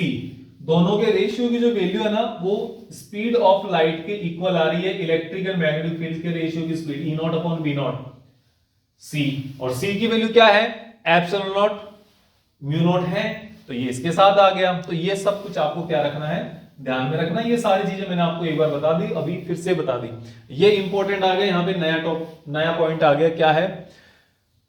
The electromagnetic wave carry energy as they travel through space and this energy shared equally. देखो आपके पास जो इलेक्ट्रिक फील्ड होता है और जो मैग्नेटिक फील्ड होता है, दोनों के पास जो एनर्जी होती है ना, दोनों इक्वल एनर्जी कैरी करता है, और उनकी जो एनर्जी डेंसिटी होती है वो सेम उसी तरीके से जैसे आपके पास पैरेलल प्लेट कैपेसिटर ना, उसके अंदर कौन सी एनर्जी होगी?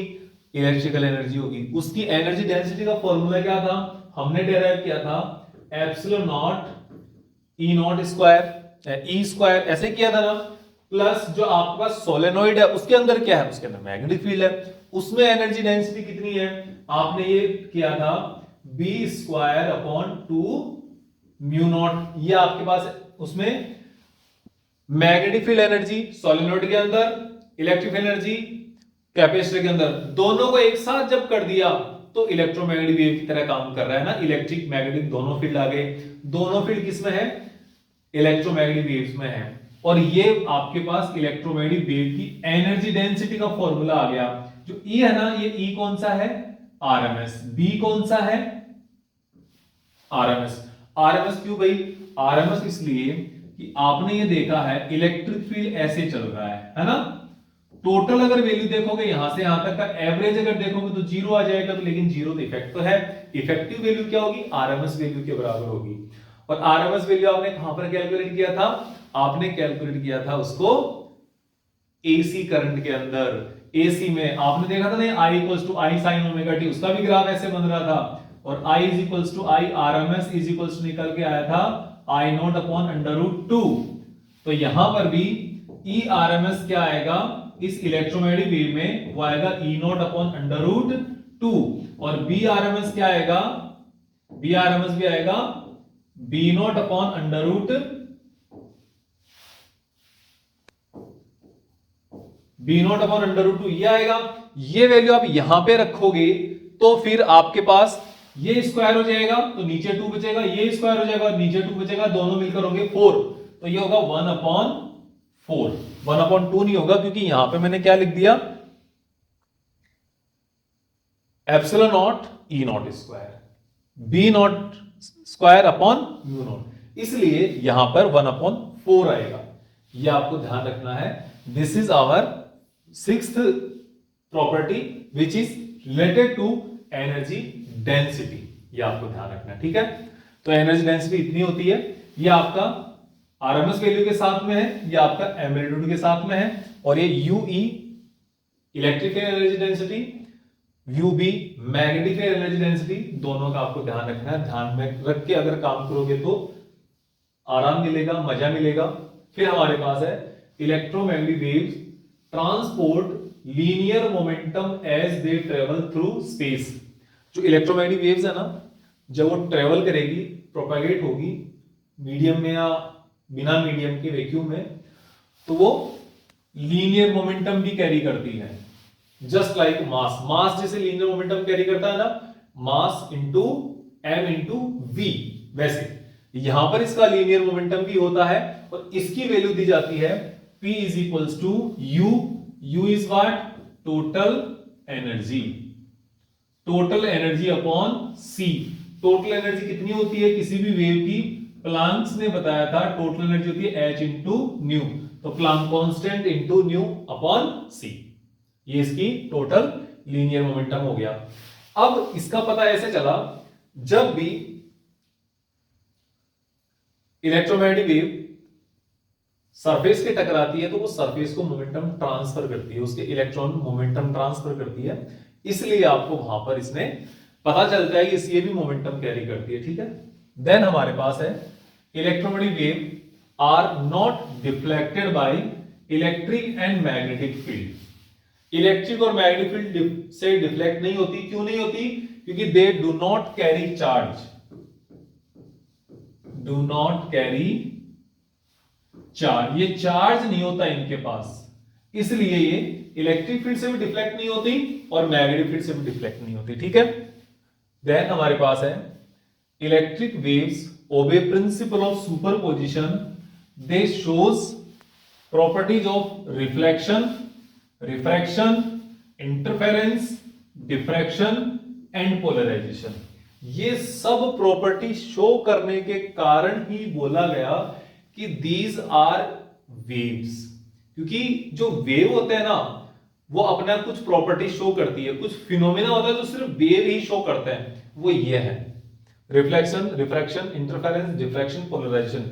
ये 5 ऐसे फिनोमेना है जो किसी भी वेव को ही, वेव ही है जो ये फिनोमेना शो करती है। तो माना गया कि इलेक्ट्रोमैग्नेटिक जो है ये भी रेडिएशन जो है ना वो एक वेव होती है। ठीक है, और पोलराइजेशन ऐसी प्रॉपर्टी है जो कौन सी प्रॉपर्टी को बताती है, कौन सी नेचर को बताती है? ये ट्रांसवर्स होने को यही प्रूव करती है।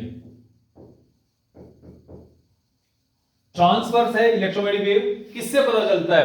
पोलराइजेशन से पता चलता है। इन दोनों को एक ब्रैकेट में बंद करके याद कर लेना, दोनों एक दूसरे के भाई है। पोलराइजेशन किसका होता है? ट्रांसवर्स वेव का होता है। जिसका पोलराइजेशन होता है वो क्या होती है? वो ट्रांसवर्स वेव होती है। ठीक है, दोनों तरह से। Then electric field of an electromagnetic wave is responsible for optical effects. इसके जितने भी इलेक्ट्रिक फील्ड है ना, जितने भी ऑप्टिकल इफेक्ट्स होते हैं इसके, उनके लिए इलेक्ट्रिक फील्ड रिस्पॉन्सिबल होता है, क्योंकि हमें दिखाई इलेक्ट्रिक फील्ड के कारण जो होता है ना वही पड़ते हैं, क्योंकि magnitude of electric field is much much greater than magnitude of magnetic field.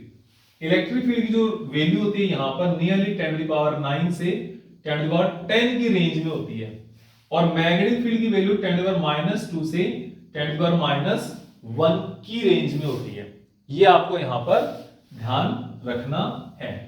This is our electromagnetic wave के कारण अगर कोई ऑप्टिकल प्रॉपर्टी होगी, ऑप्टिकल उसके अंदर इफेक्ट्स होगा, वो किसके कारण होगा? बीई के कारण होगा, इलेक्ट्रिक फील्ड के कारण होगा। ये सब आपको यहां पर इसकी कुछ प्रॉपर्टी है, ये ध्यान रखना है। इनको, इन प्रॉपर्टीज के बारे में ना वो पहले भी बता दिया था स्टार्ट होने के पहले भी, लेकिन फिर से आपने देख लिया, एक लाइन के साथ आपने देख लिया। इसको स्क्रीनशॉट ले लेना, कुछ भी ले लेना, और आपको यहां पर नोट्स भी प्रोवाइड करवा दूंगा मैं, वहां पे आपको मिल जाएंगे। ठीक है, टेलीग्राम चैनल पे आपको नोट्स मिलेंगे।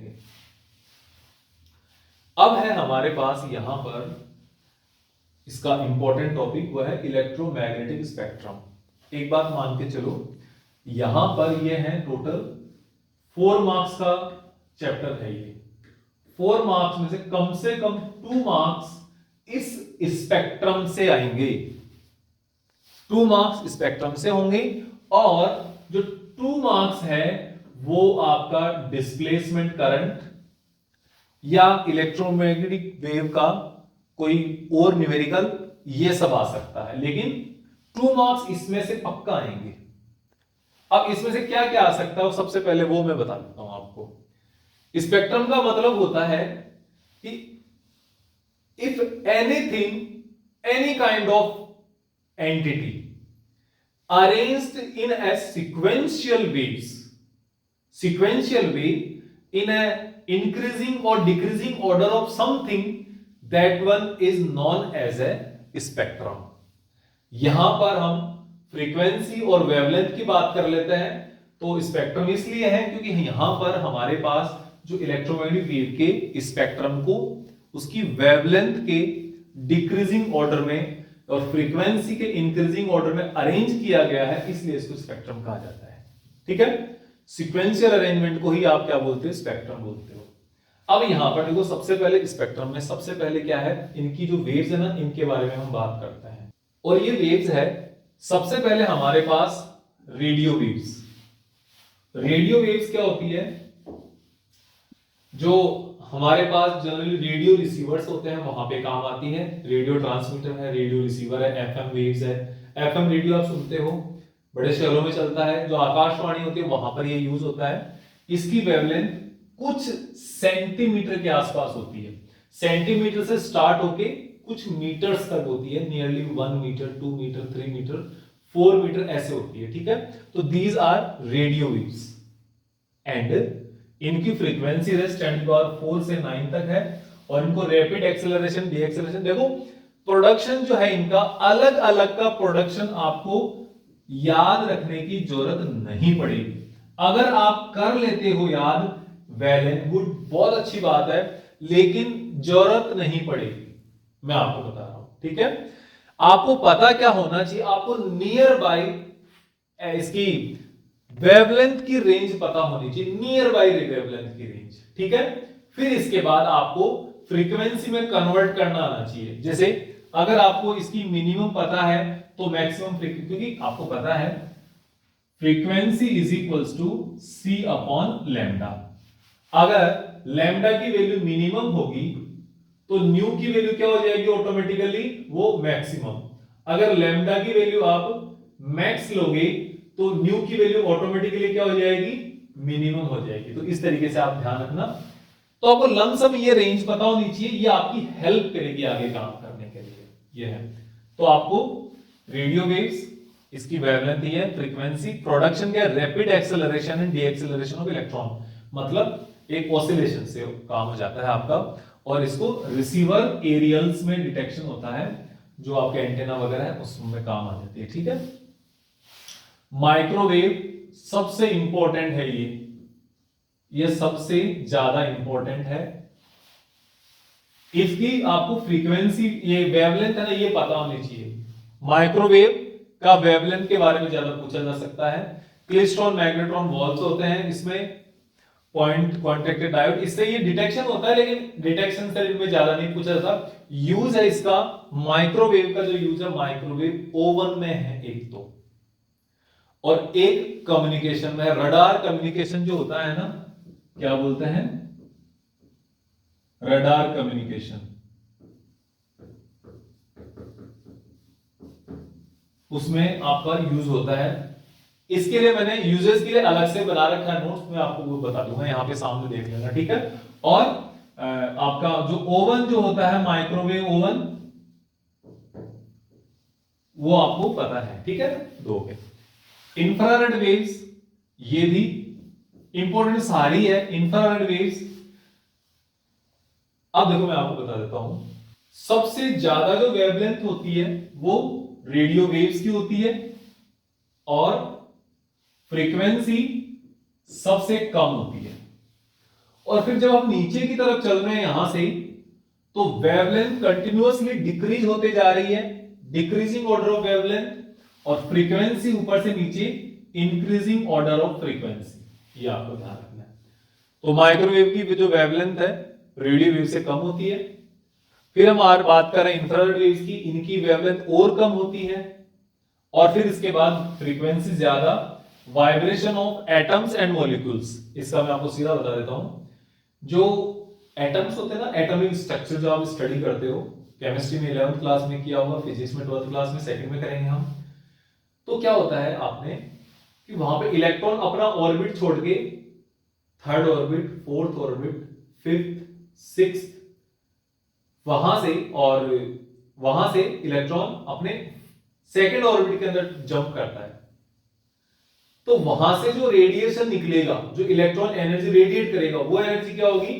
वो इंफ्रारेड वेव्स होगी, या कुछ उसमें से लाइट होगी। इलेक्ट्रॉन का हाइड्रोजन स्पेक्ट्रम जो आप पढ़ते हो ना, उसकी बात कर रहा हूं मैं। हायर एनर्जी ऑर्बिट से सेकंड में जब जंप करेगी, तब फर्स्ट में नहीं, सेकंड में। फर्स्ट में जंप करेगा तो यहां पर अल्ट्रावायलेट हो जाएगी, ठीक है ना, ध्यान रखना। इसका vibration and thermopile, barometer, infrared. और हाँ, एक और बात हो, इसका एक क्या है, इंपॉर्टेंट टर्म क्या है, ये हीटिंग इफेक्ट जनरेट करती है। इनको हीट वेव भी बोलते हैं, हीट वेव भी बोलते हैं इनको, और दे जनरेट हीटिंग इफेक्ट। ये बहुत इंपॉर्टेंट है इसके लिए, ठीक है। बाकी ये जो लिखा हुआ है ये सब तो आप देख लेना, कोई ज्यादा इसका नहीं है। एक फोटोग्राफिक फिल्म जो है ना, ये भी अच्छी चीज है। नाइट विजन कैमरा में काम आती है, नाइट विजन के लिए बहुत काम आती है, क्योंकि ये थर्मल रेडिएशन को कैच करती है, इसलिए उसको डिटेक्ट कर पाती है, इसलिए। फिर हमारे पास अल्ट्रावायलेट रेज, अल्ट्रावायलेट से पहले हमारे पास लाइट, विजिबल लाइट सबको पता है, 700 nm नैनोमीटर से 400 नैनोमीटर। 700 किसका वेवलेंथ होती है? रेड कलर की होती है, और इसका वॉयलेट कलर की। इसके बीच में विबज्योर आप लिख सकते हो, ठीक है। और इनका इलेक्ट्रॉन्स के सेम जो प्रोडक्शन है इसमें होता है। Electron atom emit light when they move from one energy level to lower, वही एटॉमिक ट्रांजिशन हो गया इलेक्ट्रॉन का एक लेवल से दूसरे लेवल में। जब बामर जो सीरीज होती है वो वहां पे, जैसे हायर से सेकंड में जब आता है तो विजिबल लाइट, उससे भी ऊपर जब रहता है, थर्ड में जब रह जाता है, तो फिर आपके पास कौन सा? इंफ्रारेड वेव जनरेट होती है। आईज, फोटोसेल, आईज में हमारे देखने के योग्य बनाती है, फोटोग्राफिक फिल्म होती है, वहां सब में काम आती है, ठीक है। फिर अल्ट्रावायलेट रेज, अल्ट्रावायलेट रेज इनकी वेवलेंथ बहुत कम होती है, इनमें फ्रीक्वेंसी ज्यादा होती है, और inner shell electron atom moving energy level to lower, मतलब आपके पास सेकंड, फिर से ध्यान से सुन लेना एक बार, second, third, fourth, fifth, sixth energy state या ऑर्बिट होते हैं ना, वहां से इलेक्ट्रॉन जंप करके फर्स्ट में जब आता है तो वहां पर अल्ट्रावायलेट रेज एमिट होती है, ठीक है। Third, fourth, fifth, sixth, seventh में जब आता है, कहां पे? सेकंड में, तो ज्यादातर लाइट वेव्स या लाइट रे जो है, विजिबल लाइट इमिट होती है, कुछ जगह इंफ्रारेड वेव्स भी इमिट होती है। और फोर्थ, फिफ्थ, सिक्स्थ, और अब कहीं पर भी जंप करता है, इन फर्स्ट और सेकंड के अलावा कहीं पर भी जंप करेगा, तो फिर इंफ्रारेड वेव्स जनरेट होगी।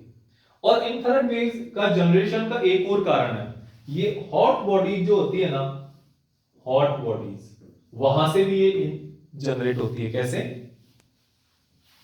सनलाइट है, सन के कारण अर्थ के ऊपर सनरेज, डायरेक्ट रेज आती है, उन सन की रेज के कारण अर्थ क्या कर लेती? दिन में हीट जनरेट करती है। कौन? अर्थ खुद हीट हो जाता है, यहां पे गर्म हो जाती है। गर्म होने के कारण फिर अर्थ अपने आप से इंफ्रारेड वेव्स इमिट करती है, और वो जो वेव्स है वो फिर एटमॉस्फेयर क्या कर लेता है? अपने आप में एब्जॉर्ब कर लेता है। This is also known as greenhouse effect. तो ग्रीन हाउस इफेक्ट करने की कौन सी वेव काम में आती है? Infrared wave greenhouse effect produce करने के भी काम आती है, ठीक है। तो ये भी आपको ध्यान रखना है। एक्सरेज, एक्सरेज क्या होगा? आपको पता है ऑलरेडी कि इसकी 1 नैनोमीटर से 10⁻³ नैनोमीटर तक इसकी वेवलेंथ होती है, और इसको जो आपका इलेक्ट्रॉन्स जो है, इसको हैवी मेटल से बम्बार्ड करने पर कौन होता है? एक्सरे प्रोड्यूस होती है। हैवी इलेक्ट्रॉन्स को, फास्ट इलेक्ट्रॉन्स को हैवी मेटल से बम्बार्ड करके एक्सरेज प्रोड्यूस किया जाता है। सिंपल सी बात है। इसका जो यूज है, photographic film, Geiger tubes, ionisation chamber, ये सब तो है ही। मेडिकल यूज सबसे इंपॉर्टेंट है इसका, हम अपनी बोन्स का, अपने शरीर की इंटरनल स्ट्रक्चर का डायग्राम, इनका एक फिल्म बनाने के ये काम में लेते हैं, ठीक है। और आ जाएगा। फिर है गामा रेज। गामा रेज कैसे होती है? गामा रेज ये रेडियो एक्टिव डीके होता है ना, वहां पे निकलती है। जैसे कुछ रेडियो एक्टिव मटेरियल होते हैं जो अपने आप में रखे रखे एनर्जी रिलीज करते रहते हैं, वो जो एनर्जी जिस फॉर्म में रिलीज करते हैं वो गामा रेज की फॉर्म में होती है, और बहुत हाई एनर्जी वेव्स होती है। इतनी हाई एनर्जी वेव्स होती है कि अगर हमारी बॉडी पे ज्यादा टाइम तक अगर गिर जाता है तो कैंसर तक होने का खतरा होता है, चाहे एक्सरे हो चाहे गामा रेज हो, सभी से। न्यूक्लियर रिएक्शंस में भी निकलती है, प्रोडक्शन कहां से? न्यूक्लियर रिएक्शंस में भी होता है इनका। और इसका एक जो मेडिकल ट्रीटमेंट में, कीमोथेरेपी वगैरह में, रेडियोथेरेपी में बहुत ज्यादा काम में आती है। कौन? ये। अब हम काम की बात करते हैं। काम की बात यह है कि यहां से क्वेश्चंस क्या बनेगा वो बता देता हूं मैं आपको। देखो यहां पे इस स्पेक्ट्रम से क्वेश्चन जो बनेगा, एक क्वेश्चन आपका ये बनता है असेंडिंग ऑर्डर और डिसेंडिंग ऑर्डर। आपको ऑर्डर याद करना है। एक ऑर्डर याद करोगे 4 याद हो जाएंगे। मेरे को खुद को याद है, radio, micro, infra, visible light, then ultra, x-ray and gamma rays. ऐसे ऊपर से नीचे तक लैम्डा डिक्रीजिंग है, ठीक है। जब लैम्डा ऊपर से नीचे डिक्रीजिंग है तो नीचे से ऊपर इंक्रीजिंग है। फ्रीक्वेंसी ऊपर से नीचे इंक्रीजिंग है और तो नीचे से ऊपर फ्रीक्वेंसी डिक्रीजिंग है। एक बार याद कर लो, रेडियो, माइक्रो, इंफ्रा, लाइट, ये गामा। गामा को ऐसे लिख देते हैं, ठीक है। हाँ, इस तरीके से आप इसको कर सकते हो। ऑर्डर याद करना मस्ट है, याद कर लेना ये। और इन सब में एक चीज कॉमन है, वो क्या है? इनकी स्पीड सेम होती है, 3 × 10⁸ मीटर पर सेकेंड। फिर हम बात करते हैं यूजेज ऑफ इलेक्ट्रोमैग्नेटिक वेव्स, कि आपको देखना है। अगर हम रेडियो वेव्स की बात करें तो जो आपके पास in radio and TV communication में रेडियो वेव्स काम में आती है, और एस्ट्रोनॉमिकल जो फील्ड होता है वहां पर ये रेडियो वेव्स काम में लेते हैं, टेलीस्कोप वगैरह इन सब में। माइक्रोवेव होता है, रडार कम्युनिकेशन, जो अपना एरोप्लेन एविएशन होता है ना, एविएशन सेक्टर में रडार चलती है, वहां पर ये काम आता है। Analysis of molecular and atomic structure में भी काम में लिया जाता है, और कुकिंग पर्पस इंपॉर्टेंट। ये दो बहुत इजी है इसलिए काम में आ जाएगा। लॉन्ग डिस्टेंस कम्युनिकेशन सिस्टम, जियो स्टेशनरी सैटेलाइट, जो डायरेक्ट सैटेलाइट कम्युनिकेशन होता है ना, इसको लाइन ऑफ साइट कम्युनिकेशन भी बोल देते हैं। लाइन ऑफ साइट कम्युनिकेशन जो होता है वो क्या होता है? इसी के थ्रू होता है, और इसमें काम क्या है? जियो स्टेशनरी सैटेलाइट काम में आते हैं। ध्यान रखना, यहां से अर्थ से डायरेक्ट सैटेलाइट के पास भेजते हैं, यहां पर एंटेना होता है, ठीक है, और फिर यहां से डायरेक्ट फिर अर्थ के दूसरी जगह पर रिसीव कर लिया जाता है, ठीक है। तो ये सब चीजें आपको पता होनी है। Then infrared waves. Infrared waves क्या हो जाता है? In knowing molecular structure. Molecular structure के लिए लगभग सारी काम आते हैं, कोई किसके काम आता है, कोई किसके काम आता है, मॉलिक्यूलर स्ट्रक्चर के काम आ जाते हैं। रिमोट कंट्रोल, हाँ एक ये बहुत यूज है, अच्छा यूज है इसका। Remote control of TV, VCR etcetera, जितने भी रिमोट कंट्रोल है उनमें आईआर सेंसर होते हैं, और आईआर वहां पे कम्युनिकेशन होता है। ट्रीटमेंट ऑफ मस्कुलर कंप्लेंट्स, जो मस्कुलर कंप्लेंट्स है उनके अंदर जैसे दर्द के लिए जो थेरेपी वगैरह दी जाती है उसमें यूज की जाती है infrared wave. Heating effect generate करने के लिए वहां पे कहते हैं हीटिंग जनरेट करते हैं, हीट देते हैं वहां पे, ठीक है। ग्रीन हाउस मेंटेनेंस के लिए, temperature maintenance sustainable for plants. दिन में अर्थ का जो सरफेस है उसके ऊपर सन की लाइट आती है, अर्थ का सरफेस गर्म होता है, इंफ्रारेड वेव जनरेट करता है, फिर रिलीज करता है। वो जो अर्थ के सरफेस से जो इंफ्रारेड वेव रिलीज होती है, एटमॉस्फेरिक मॉलिक्यूल्स उनको एब्जॉर्ब कर लेते हैं उस हीट को, और फिर रात का टेम्परेचर मेंटेन करने के काम आता है। याद है। अदरवाइज रात का टेम्परेचर अर्थ का कितना होता है, -18 डिग्री सेल्सियस होना चाहिए, -18 degree Celsius below freezing level of water. सब कुछ जम जाएगा, हम भी जम जाएंगे, आप भी जम जाओगे, ठीक है ना। लेकिन ये क्यों नहीं होता, प्रिवेंट कौन करता है, इंफ्रारेड, इसको हीटिंग इफेक्ट जनरेट करते हैं, ठीक है।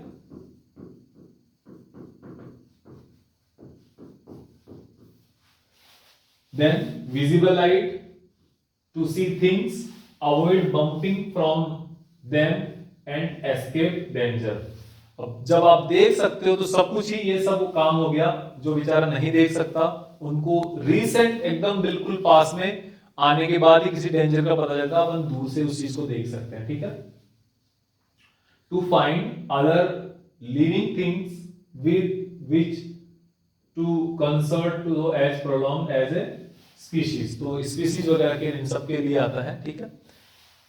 Ultraviolet rays use in burglar alarm, alarm system में काम हो रहा है। किल जर्म्स इन मिनरल्स, जो मिनरल्स वगैरह होते हैं, फूड प्रिजर्वेटिव वगैरह होते हैं, वहां पर ये काम आता है, फूड प्रिजर्वेटिव की तरह काम में लेते हैं। इससे क्या है, जो पानी वगैरह होता है ना उसको साफ करने के लिए काम में लेते हैं, यूवी जो रिएक्शन होता है वहां पे। Then study of molecular structure, molecular structure में तो सभी कुछ आ ही जाती है, इसमें कोई दिक्कत नहीं है, ठीक है। फिर है अपने पास X rays in medical diagnosis, cure जो मेडिकल डायग्नोसिस में काम आती है। फिर growth and untraceable skin disease वगैरह होती है। They pass through the muscular not through the bones, bones के थ्रू पास नहीं होती, मसल्स के थ्रू पास हो जाती है। तो वो जो अपने बॉडी का एक्सरे खींचने का काम आता है, वहां पर मेडिकल डायग्नोसिस हो जाता है। डिटेक्टिंग फॉल्ट्स क्रैक्स इन मेटल प्रोडक्ट्स, आपके पास कोई मेटल ब्लॉक है, उसके अंदर कोई क्रैक है ना, उसको फाइंड आउट करने के लिए एक्सरे काम में ले जाता है। और इसको भी मॉलिक्यूलर लेटिस स्टडी करने के लिए इसको भी काम में ले जाता है, इसको एक्सरे को ध्यान रखना। गामा रेज, इसको फूड प्रिजर्वेटिव के लिए, किलिंग पैथोजेनिक माइक्रोऑर्गेनिज्म जो है इन सबको मारने के लिए। फूड प्रिजर्वेटिव याद रखो, इतने से हो जाएगा। और रेडियोथेरेपी, तो treatment tumour and cancer, tumour और कैंसर के लिए सबसे ज्यादा इसका यूज जो होता है वो ट्यूमर एंड कैंसर के लिए यूज होता है। बाकी छोटे मोटे काम तो कोई भी कर सकता है, नहीं है उसके लिए गामा रेज तो परेशान थोड़ी करेंगे इतने से काम के लिए। तो ये सब अपना एक छोटा सा चैप्टर था, और इस चैप्टर को आप बहुत अच्छे से करेंगे, बिल्कुल भी कंजूसी नहीं करेंगे पढ़ाई करने में। पढ़ाई करने में अगर कंजूसी करी तो मान लो सब बर्बाद हो जाएगा। अब हम इसके बाद नेक्स्ट चैप्टर में मिलेंगे। नेक्स्ट चैप्टर इसके बाद कौन सा करेंगे, रे ऑप्टिक्स ही करेंगे, क्योंकि बहुत अच्छा चैप्टर है, बहुत शानदार है, बहुत कॉन्सेप्चुअल है और बहुत इंपॉर्टेंट भी है, बहुत मार्क्स का भी है, ठीक है। तो अब हम बात करेंगे किसके बारे में, रे ऑप्टिक्स के बारे में, इसके बाद नेक्स्ट लेक्चर में। अभी के लिए इतना ही, इसको आप बहुत अच्छे से करेंगे जितना हो सके। इसके ये 4 मार्क्स में फ्री के मान के चलो, ये आने ही चाहिए सब। 5 भी आ जाए, अगर 5 मार्क्स आ जाएगा तो 5 ले आना, नहीं आए तो ऐसा नहीं होगा, ठीक है। एक बार हुआ था इस चैप्टर से ओनली 1 मार्क्स का क्वेश्चन आया था, ओनली 1 मार्क। ये देखो गरीबी कर दी, गरीबी में आटा गीला। जो बेचारे कुछ इस चैप्टर के भरोसे गए थे उनके लिए तो वहां पे काम गड़बड़ हो गया था, ठीक है। लेकिन अभी नहीं होगा, 4 मार्क्स मान के चलो कंफर्म। चलो अभी सोशल मीडिया का जमाना है, अगर ऐसा आ गया तो लोग उसको खा जाएंगे, सीधे सीधे कच्चा चबा जाएंगे मीडिया के अंदर। तो थोड़ा सा बच के रहेगी, कोशिश की जाएगी आपको पूरा एकदम एज ए गुड वेटेज मिले, हर चैप्टर को, हर एक को जितना दिया हुआ उतना मिले। तो इसके लिए अपन इतना ही, अब हम मिलेंगे नेक्स्ट चैप्टर में। आप वीडियो को लाइक करें, शेयर करें, सब्सक्राइब करें, अपने दोस्तों के साथ शेयर जरूर करें, कमेंट करके जरूर बताएं आपको कैसा लग रहा है, ठीक है। जिससे क्या है मैं और वीडियो बनाऊंगा और आपके पूरा लेक्चर आपके लिए पूरा सिलेबस कंप्लीट होगा, ठीक है। Thank you very much.